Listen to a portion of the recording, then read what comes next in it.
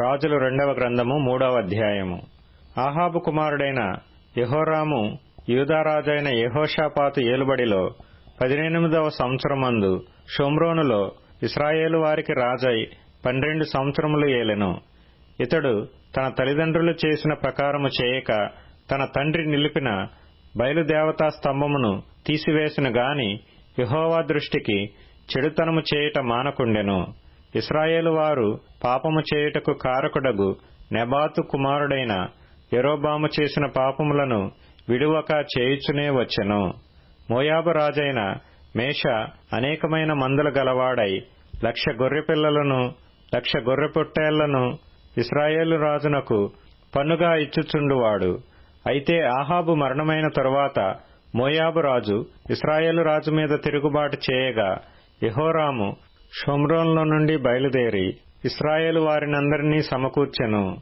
యూదారాజైన యెహోషాపాతునకు వర్తమానము పంపి, మోయాబు రాజు నా మీద తిరుగుబాటు చేసి ఉన్నాడు, నీవు వచ్చి నాతో కూడా మోయాబీయులతో యుద్ధము చేసెదవా అని అడుగగా అతడు, నేను నీవాడనై ఉన్నాను, నా జనులు నీ జనులే, నా గుర్రములు నీ గుర్రములే, నేను బయలుదేరి వచ్చెదనని ప్రత్యుత్తరమిచ్చెను.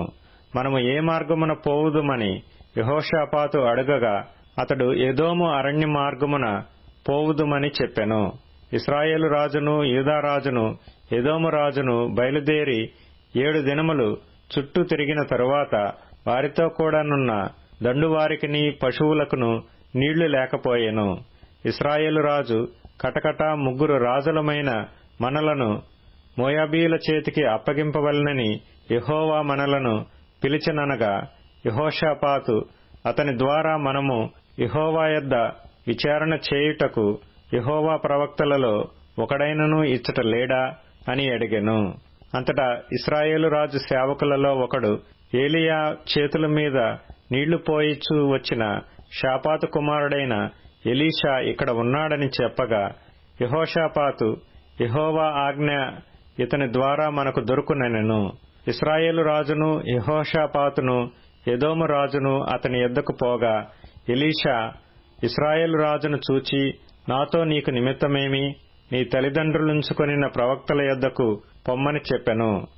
అలాగనవద్దు, మోయాబీయుల చేతికి అప్పగింపవలెనని యెహోవా రాజులమైన మా 3 పిలిచెనని ఇశ్రాయేలు రాజు అతనితో అనినప్పుడు ఎలీషా ఇట్లనెను, ఎవని సన్నిధిని నేను నిలువబడి ఉన్నానో ఇశ్రాయేలు దేవుడైన ఆ యెహోవా జీవము తోడు యూదారాజైన యెహోషాపాతును నేను గౌరవము చేయని ఎడల నిన్ను చూచుటకైనను లక్ష్యపెట్టుటకైనను ఒప్పకపోదును.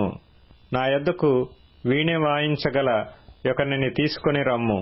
వాద్యకుడొకడు వచ్చి వాయించుచుండగా యెహోవా హస్తము అతని మీదికి వచ్చెను గనుక అతడు ఈ మాట ప్రకటన చేసెను. యెహోవా సెలవిచ్చినదేమనగా, ఈ లోయలో చాలా గోతులను త్రవ్వించుడి. యెహోవా సెలవిచ్చినదేమనగా, గాలియే గాని వర్షమే గాని రాకపోయినను మీరును మీ మందలను మీ పశువులను త్రాగుటకు ఈ లోయ నీళ్లతో నిండును. ఇది యెహోవా దృష్టికి అల్పమే. ఆయన మోయాబీయులను మీ చేతికి అప్పగించును.